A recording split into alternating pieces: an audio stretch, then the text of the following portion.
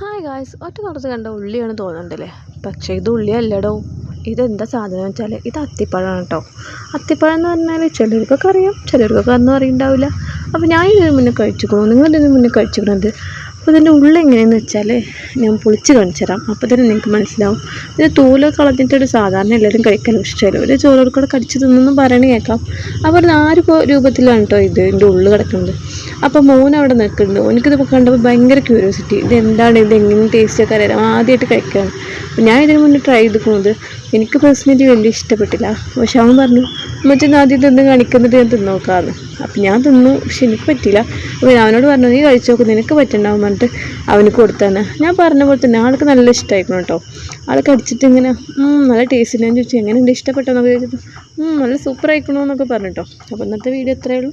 അടുത്ത വീഡിയോയിൽ കാണാം. Tata bye bye, see U.